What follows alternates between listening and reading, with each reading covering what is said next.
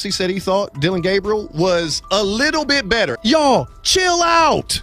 You're making this combative when there's no need to be combative. The fact that you're only here for Shedeur, okay. Bump the Browns. Yeah, exactly. Yeah. In their mind of logic, we're going to, and I'm pretty sure this same group of people complain about things that don't go their way in other realms of life. As the season draws near, the conversation around Shedeur Sanders is getting more intense, with fans standing firmly behind their quarterback and believing in his potential. On the flip side, some critics haven't held back, calling those supporters naive or even foolish for backing Shedeur before he's had a real shot in the NFL. But sometimes, it's the most passionate voices that stick to what they believe, and Garrett Bush is definitely one of them. Recently, Emmett Golden criticized Shedeur's fans, accusing them of overhyping him and being too defensive. But Garrett Bush wasn't about to let that slide. He clapped back, pointing out the double standard in Emmett's comments. Garrett reminded everyone that Emmett was already pushing for Dillon to be the starter, even though Dillon clearly isn't ready for that spot yet. Garrett's point came through loud and clear. There's no reason to boost other quarterbacks just to downplay what It's sad. If it doesn't fit your narrative, you are the enemy. No room for civil discourse. Shedeur brings to the table. Garrett Bush didn't stop there. He made it clear that the support for Shedeur Sanders isn't just about what he can do on the field. There's a bigger picture. Garrett pointed out that Shedeur has already shown what he's made of off the field, especially with how he carries himself in interviews and press conferences. His leadership, confidence, and presence behind the mic have already made a strong impression. Even though Shedeur hasn't played an official NFL game yet, Garrett Bush didn't hold back when responding to the people still doubting him. He took on every critic, questioning how anyone could look at Shedeur and not see the talent. How are they rating him like this when he's clearly that good? Garrett asked. He called out how unfair and inaccurate some of the evaluations were, saying people were seriously underestimating Shedeur's abilities, and fans weren't just going to stay quiet about it. Garrett made one thing crystal clear. Judging Shedeur so harshly before he's even had the chance to prove himself in the league doesn't make sense. There's a lot of talent there that's just waiting to be seen. He kept driving the point home. Shedeur Sanders isn't just a potential future star. He's ready right now. Garrett said Shedeur has what it takes to be the face of the Browns today. From how seriously he prepares, to his calm under pressure, to how he shows up when it matters most. Everything about Shedeur screams leadership, and that's exactly the kind of player Cleveland needs. Of course, I already think that he's better than the other quarterbacks. Because that move to the 5th round, that's cool. They might have to go along with it, but to me, I think if you ask who got the best tools, I'm going with Shedeur Sanders.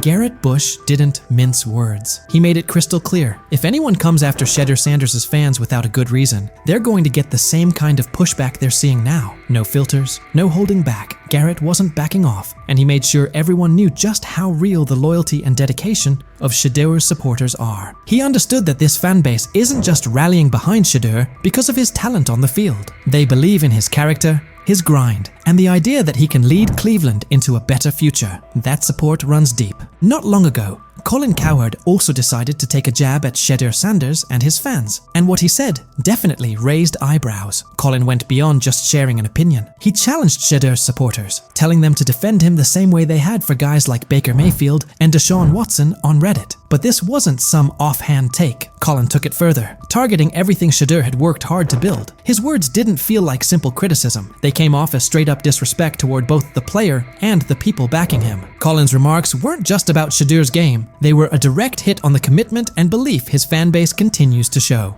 100 miles an hour. Yep. All you fanboys, go ahead. Manziel, Baker, Deshaun Watson, defended it to the hilt on your Reddit account. Sorry.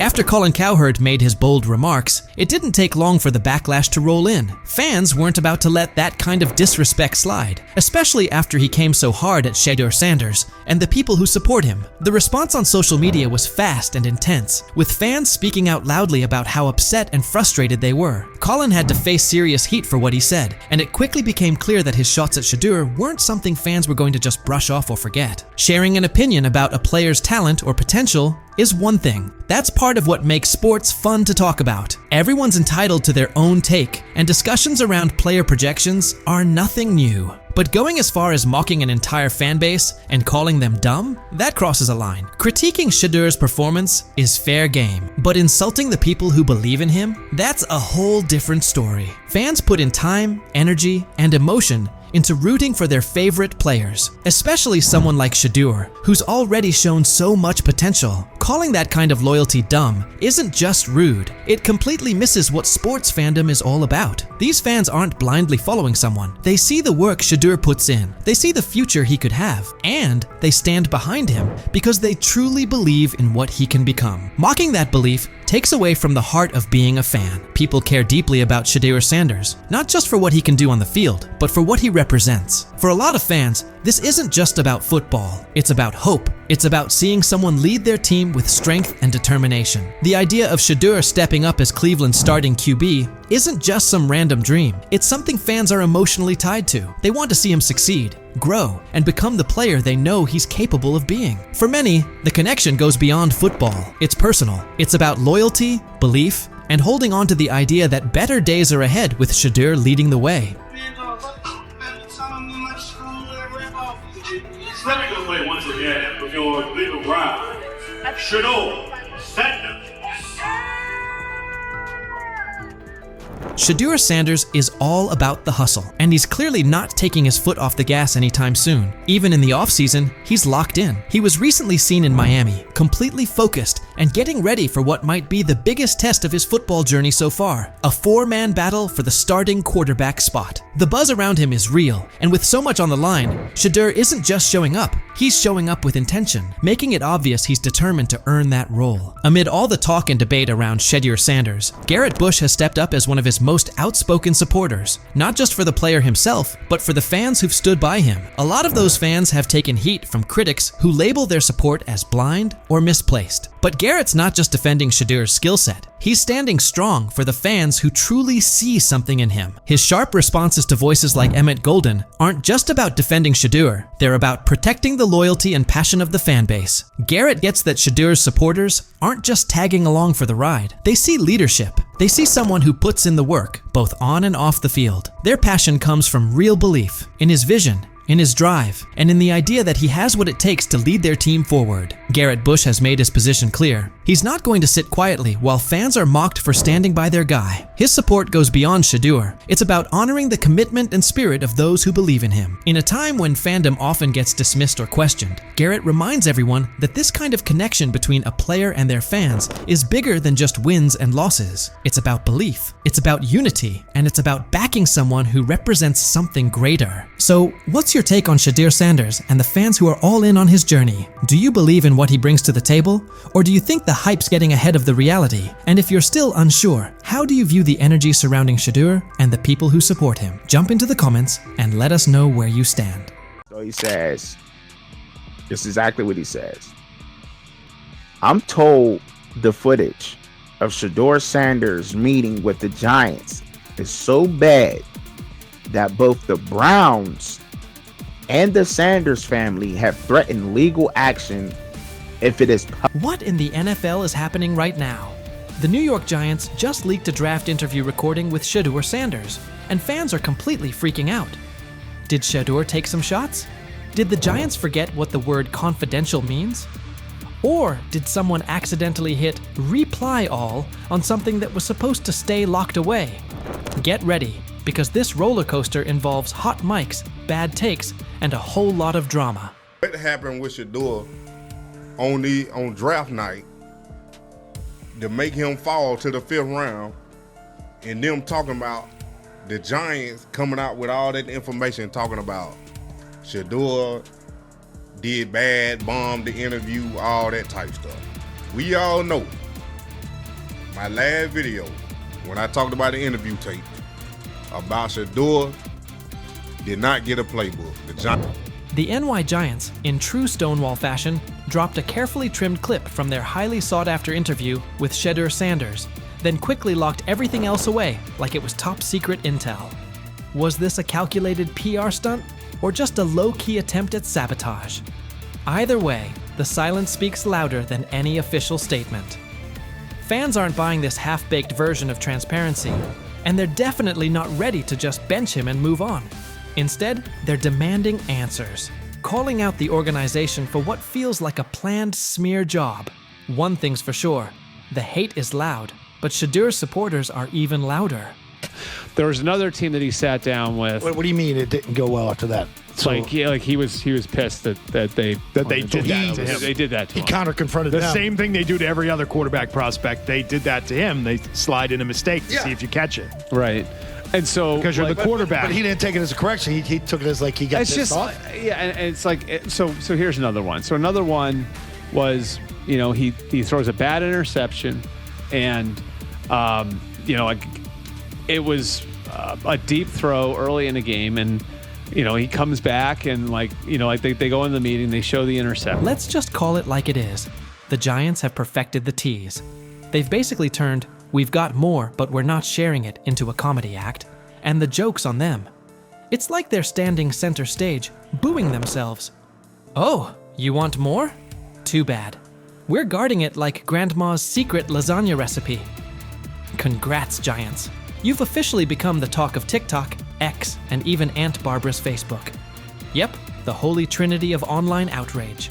This whole thing screams drama, screams petty, and definitely screams PR disaster in a fitted cap. Just release the full tape before fans start pulling up to headquarters with pitchforks. And popcorn. GM is getting fired. The GM, who was that nigga that Jaden Daniels. The GM is on film that the nigga's son, the nigga asked his son last draft, yo, who you think I should pick? His son like, yo, you need to get the Jaden Daniels nigga, B. This is what his son, it's on tape. You should go Jaden Daniels. He laughing at his son.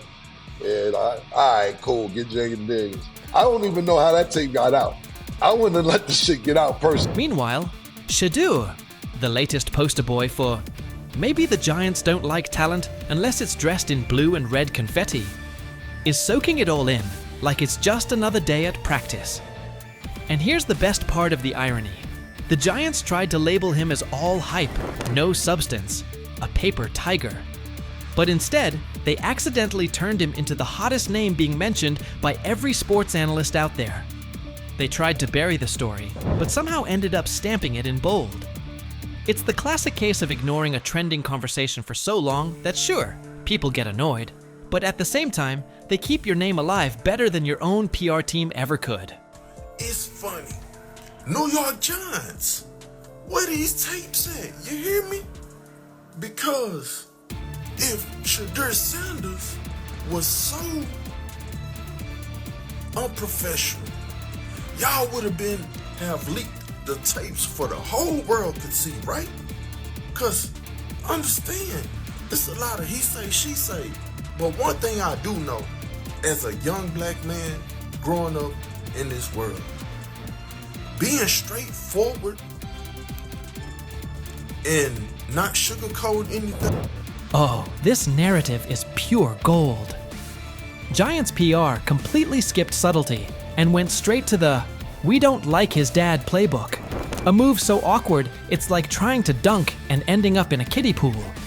You can almost picture them brainstorming it. Yeah, we're just not fans of QB families that aren't ours. Because nothing screams professionalism quite like having zero self-awareness. And the fan reactions? Absolutely priceless. That one little clip was all it took to set the internet on fire. Keyboards everywhere started lighting up. People are asking, why hide the good stuff? What are you trying to cover up? If there's really nothing to hide, why not just drop the full thing? And spoiler alert, they weren't whispering. Social media exploded faster than a New York City grill on Memorial Day weekend. Them out. Another moment. What they do during the film and the combine and the meetings is teams will install mistakes intentionally planted in the install, and they want you to catch them. Shedeur didn't, and when a coach called him out, once again, it didn't sit well. It's like, bro, there's not many teams needing quarterbacks, especially since Pittsburgh appears to have a deal with Aaron Rodgers and Tennessee's getting Cam Ward. So you're down to the Giants, who are not in. And that brings us to the next tasty slice of irony. By refusing to release the full interview, the New York Giants probably thought they were hurting Shedeur Sanders' image. But instead, they ended up throwing gasoline on the hype train.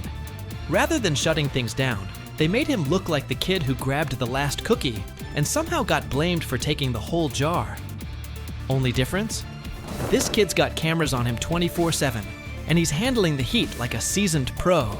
Now, every move he makes is being broken down, every throw studied like it's a presidential debate. Fans are calling it what it is. They've lied on Shedeur. Some say the Giants just don't like his dad, and honestly, that might be true. Maybe this whole thing was just a cheap shot at Deion Sanders by extension. But here's the plot twist. The harder they try to drag him down, the more interesting his story gets. The Giants accidentally turned Shedeur into a walking headline, a controversy in cleats. They tried planting doubt, but all they really did was create buzz. He's no longer just a top draft pick. He's now a symbol of resilience, a narrative goldmine, and living proof that real talent doesn't fold under pressure. It levels up. And at this point, even if the Giants wanted to, there's no turning off the spotlight. Okay, so probably the most fun yet the most difficult thing I cover and we cover all year long is not games. It's the NFL draft. Because I've said this many times, you get lied to for a month to 2 months up to it. And so often during the draft, and every few drafts, there's a guy that really falls, precipitously falls. This year it was Shedeur Sanders, it's been Aaron Rodgers, it's been Dan Marino. Every few years somebody falls a lot. And so, but those stories don't come out until like the fall and after. Let's not overlook the fact that the hate is so strong, you could bottle it up and sell it as radioactive cologne. You can practically watch it leaking out of Giants HQ like toxic sludge straight out of a bad superhero origin story. But here's the twist. Maybe that's their superpower. Maybe the New York Giants really believe they're cooking up some secret formula, a cocktail of manipulation and media spin. But here's the thing. Every bit of shade they throw at Shedeur Sanders only makes his story bigger. Every time they try to box him in as some overhyped diva or question his character, they accidentally hand him another viral moment. And now, he's the underdog hero rising through the smoke. Let's be real. This isn't just about football anymore. This is about narratives, control, and how the establishment absolutely loses it when they're no longer holding the pen. And the real kicker? They still won't release the full interview. You've got NFL fans, media heads, and entire Reddit threads all chanting, "Drop the tape." Like it's some long-lost Beatles album. Meanwhile, the Giants are just sitting there, staring into the void like nobody saw this mess coming. Now, I don't know if it ever gonna get leaked or not. The tapes, the New York Giants have the tape. They definitely have the tape. It's confirmation that they have the tape. Shedeur didn't do nothing. It's what they saying he did. I'm gonna tell you what these mixed reaction right here. So we already know about the New York Giants, but the Pittsburgh Steelers head coach Mike Tomlin reported Miles Sanders' talent, but hesitated to draft him due to previous challenges with quarterbacks like Russell Wilson and Justin Fields, leading to more cautious approach. Las Vegas Raiders. Sanders met with Raiders at the NFL scouting combine and expressed enthusiasm about potentially joining the team. His familiarity with the West Coast offense and quick release was noted positive, though concerns about his ceiling. Was out there, I talked to Denzel Ward. Yep. I talked to some. Wait, I can't say the name. But anyway, I done talked to some people. He looked different. There's a difference when that young bull is out there spinning that ball. You hear me? Mm-hmm. Difference. I'm talking about football. I ain't talking about no media and all that hoopla and all them. On Twitter they putting up the numbers. Some he with 10 for 12 for 2 touchdowns. I'm talking about when he's at the helm, he looks different. Whether he's going with the first team, second team, or third team, it don't matter. From being buried on the depth chart as a fourth stringer to suddenly becoming a standout on the second team, Shedeur Sanders just pulled off the most impressive quarterback comeback since Tom Brady made the world believe he wasn't finished at 40. What is it going to take for you to just buy in to Shedeur Sanders when players all around him are telling you how different he looks, how good he looks, how he just has that aura to him? Because it seems like all the players that are around Shedeur Sanders have nothing but great things to say about him and love him. Because again, he clearly just looks different than the rest of the competition that we've seen. And like I said, the last time I've seen guys go for or say things about a certain player like that, It was Baker Mayfield. So could 12 be that guy? How long until we see 12? Because I feel like it's just a matter of... The same haters who were cheering when he got dropped to 4th string are now scrambling for excuses faster than a glitchy Wi-Fi during the Super Bowl. Get ready, because this isn't just a step up on the depth chart. It's a serious reality check that's got the critics choking on their own words with a big helping of humble pie. Being said, I see some balls coming out of Shedeur Sanders at that game, and I'm like,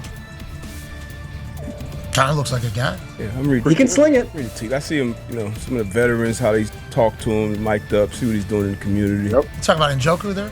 Njoku, Mike Knapp. Yeah, once you see, different little interactions and things like that, I know he has the talent. We'll see. It'll be a competition that usually brings the best out of guys, especially young guys. So I'm interested to see how that quarterback situation. I've heard he's been outstanding. The Cleveland Browns training camp just turned into the most talked about event in town. All thanks to Shedeur Sanders, who took his spot as 4th string and used it as motivation for one of the most impressive rises the NFL has seen in years. While everyone was busy counting him out and calling his career dead, Sanders was quietly putting together a performance so good that coaches are saying they haven't witnessed anything like it in the last 15 years. Drafted in the 5th round, all that means nothing when it's time to play football and that whistle blows. He looks different than the rest of the competition. That's what I heard. And I'm talking from a, not Brother Ward, I'm just talking about from sources that's in that room, that's on that field, that's playing the sport. Man, come on, man. Yep, coaches with decades of experience are honestly scratching their heads, trying to figure out how someone goes from being a practice squad afterthought to seriously competing for a starting spot in just a few weeks. Thing is, they never planned on taking him. The problem is, like Ocho Cinco said, you got somebody that has endeared himself to the locker room. And guess what? The difference between him and Tim Tebow, the biggest one, is he can play. He can throw the ball. Tim Tebow running around being an H-back, he can throw the ball. And he's done everything he needs to do. He ain't saying nothing. He ain't rocking the boat. He ain't mad about the reps. He ain't mad about none of that. All the people out there want to see is this, like Tyler said earlier. We want to see what he can do with Jerry Jeudy. That's it. I want to see what he can do with David Njoku. I want to see him with Junkins. I want to see him with the first running backs. If you are cooking, if you are beating down the doors with the 3s and 4s, guess what? You deserve more. That was a bar. It rhymed. It was. Remember when Mary Kay Cabot dropped that bombshell report saying Shedeur Sanders was the 4th string quarterback? The internet blew up faster than a Michael Bay explosion. Critics came out of nowhere, like ants at a picnic, rushing to call his NFL dreams dead on arrival. They claimed he was only shining against guys who'd either end up on practice squads or be out of the league by September. They pointed out he wasn't getting reps in 11-on-11 drills and said he needed to earn his way up the depth chart. Dude, listen, the guy, all I can say is that he goes where the ball's supposed to go and it looks the way it's supposed to look. Mm-hmm. And when I hear that tells me it sounds like the Browns may have got a steal with Shedeur Sanders in the 5th round, because I think he'll have a chance. I'm not saying he's going to be the starting quarterback in September, like week 1 or 2 or whatever it may be early in the year, but I think he's got a chance to develop into something that hopefully would preclude them from having to draft a quarterback first overall or top 5 next year. He said, I see some balls coming out of Shedeur Sanders at that game, and I'm like, kind of looks like a guy. Yeah, I'm reading. He can sling it. I see him, some of the veterans, how they talk to him, mic'd up, see what he's doing in the community. Yep. You talking about Njoku there? Njoku, Mike Knapp. Yeah, once you see, different little interactions and things like that, I know he has the talent. We'll see. It'll be a competition that usually brings the best out of guys, especially young guys. So I'm interested to see how that quarterback situation. I've heard he's been outstanding. Funny how the tables have turned. Those same critics are now watching Sanders climb the depth chart like he's scaling Mount Everest with rocket boosters. The guy they wrote off is now the one they can't stop paying attention to.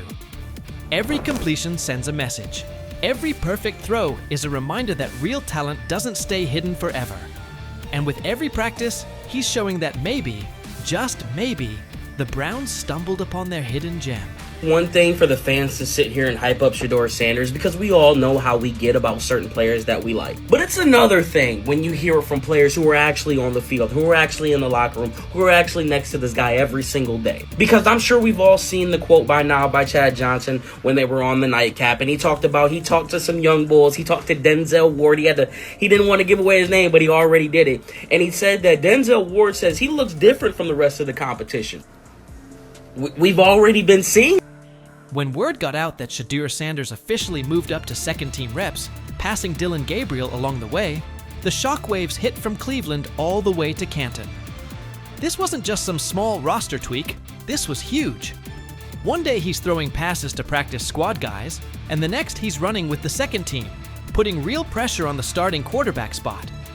The promotion came after Sanders completely dominated minicamp, showing toughness, leadership, and total control on the field. His passes were right on target, hitting receivers in stride. His decision-making was sharp as a blade, and his grasp of the playbook had coaches nodding like proud parents at a school play. But this wasn't beginner's luck. It was steady, calculated execution that the coaching staff just couldn't ignore. And I don't know, there was never no one thought he was this like malcontent or like a bag. It wasn't. That was the word, That was kind of what was being said. That was kind of what was being said. No. The pre-draft process was so unorthodox that he didn't go through it all like everyone else did. And I think there's a lot that we can look back on this thing, especially if he becomes a star in this league and say, you could point fingers in a million ways. Not having a pure agent, not having the workouts that everyone else did, going to these teams, not necessarily being as willing to throw the ball when asked at these the All-Star games, like that kind of stuff I think might have stung him, it might have turned teams off, but I know. When Stephen A. Smith starts singing your praises, that's when you know you've officially arrived. The ESPN personality, famous for his fiery takes and no-nonsense analysis, didn't just mention Sanders. He gave him the full Stephen A. treatment. He praised Sanders not only for his top-tier football skills, but also for the intangibles that separate the good from the great. This kid's mindset puts him ahead of the pack, Stephen said, with the confidence of someone who's seen enough football to spot greatness from a mile away. He pointed out Sanders' composure, mental toughness, and relentless drive to compete at the highest level. When Stephen A. says, "It's not just about throws and stats anymore," you better believe the whole football world is paying attention. This stuff wasn't made up. I covered the draft for ESPN. I'm sitting on the desk. It's Shefty, it's Mel, it's me, it's Lewis. I heard some of the same things that Deion Sanders is talking about. And S.A. and Kenton, you know this, we all have relationships. We all have people who tell us information, they help us prepare to do our job. I heard some of the same things. Some of these things weren't necessarily made up, at least I don't think, from the people that I trust who told me these things. And so